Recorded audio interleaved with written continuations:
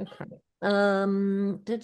So is it the NMC's job to prove their case, or is it the nurse or midwife's job to disprove it or to show that something else happened? Right, and It's somewhere where people get confused, I think.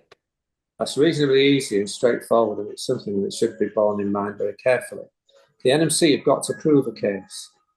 You don't have to disprove it. Yeah. But you can sit there, collect your evidence, look at the facts yourself, keep your counsel, take your own advice, and then wait to see the outcome of the NMCs, because it's up to them to prove the case.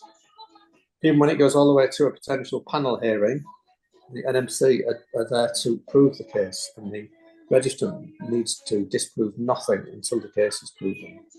So that's easy, and that's why we always advocate a little bit of caution before jumping in with both feet and making all sorts of answers and responses.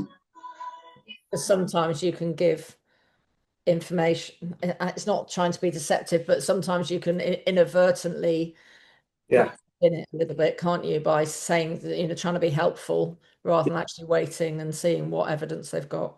yeah. Sometimes the response and your actions as a registrant can make the situation worse. And that depends on the facts of each case, but sometimes trying to help you make things worse because of one thing or another. You may try to change things to help, and by that help, you're making things worse. So don't do that. Yeah. But part of our responsibilities in our code is to be open and honest at all times and to participate in any investigations that happen Yes. and be collaborative and to, own our mistakes and being so how can people balance that with not inadvertently damaging their case, but making sure that they are engaging and being open and honest and being professional? Well, of course, it's right, isn't it, that we've discussed that registrants are not particularly well versed Yeah. in the legal side of things, in the adversarial side of it, in the balance of probabilities and the evidential side. And so it is right and fair that they're given the opportunity to have their situation considered somebody by somebody who understands the various tests and responsibilities before they then go ahead and make all those disclosures. So that is the reason why we would always suggest that a registrant facing an allegation of this nature takes counsel before he or she makes any admissions. Definitely. Like the music in the background, by the way. Thank you. Yeah. Um, how can I get my case closed quickly? What can I do to try and make this go away? What can I do to try and make this get over and done with if possible? Nothing. Nothing. You can make it worse and longer by doing too much. Yeah. You won't change it by making regular contact with the NMC. They will only move as fast as they're going to move. So you have to let them go through the process. You can make things worse by over helping, and you cannot make things better by pushing because nothing will change. They follow reasonably tight guidelines, and there's like a process that they're going to go through. So really, it's something that the registrant as a professional is expected to be able to bear. Uh, That's the harsh reality of life. yeah, yeah, yeah. I've been asked, not me personally, this is just a question I'm Uh, reading. I've been asked to comply with drug and alcohol testing as part of my fitness to practice. Should I do this? yes, Yes. yes. I mean, there has to be a proper policy and process in place. Yeah. But in general terms, I would say you do. However, they can't just isolate you out. There's got to be a policy, a process, and it's got to be random and carried out properly in accordance with proper rules and regulations. And if it's random, it's got to be random. If there are concerns, then the emphasis is on assistance rather than catching somebody out. So there are kind of two ways to look at it. Number one, if there is concern of drugs and alcohol with a registrant, that needs to be something that's a different conversation. Number two, a general workplace has the right to carry out drug and alcohol random testing, subject to proper processes in place and proper random tests being carried out. And all the rules and regulations relating to how that's done and who does it. Yeah. Records are kept. And this one's probably quite a common one with everybody on our group because they don't seem to understand it. I'm facing an interim order hearing. If I get a conditions of practice or suspension put in place, does that mean that they will do the same at hearing?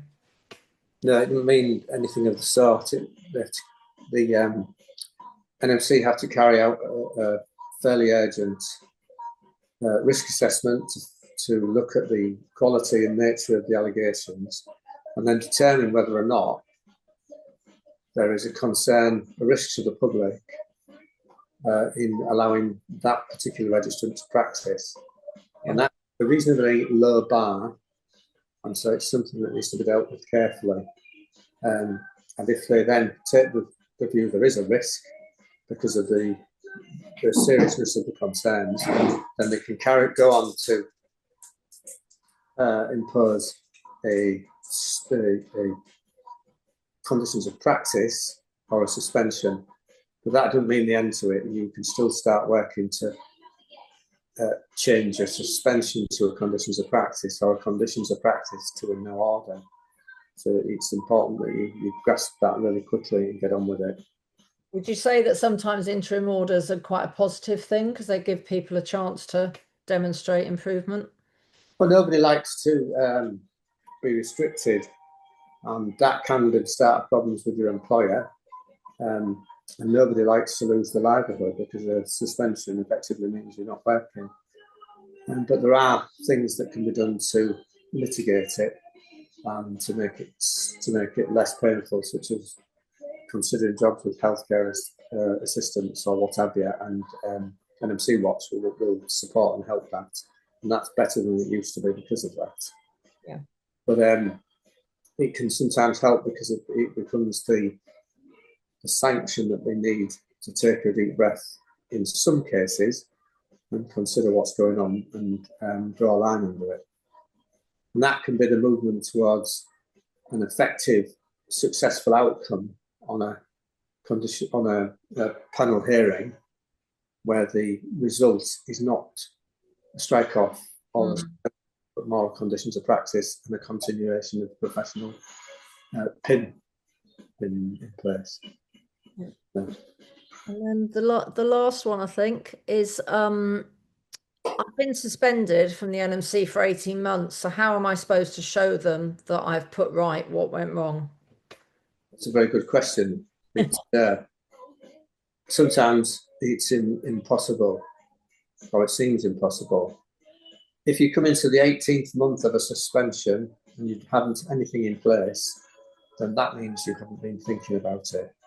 Day one of your suspension, you need to be reflecting, trying to find alternative employment, keeping a record of that, and undertaking the proper remediation courses, and such like, to get yourself in a better frame of mind, or a more suitable frame of mind to satisfy the NMC's requirement for you to be fit to practice.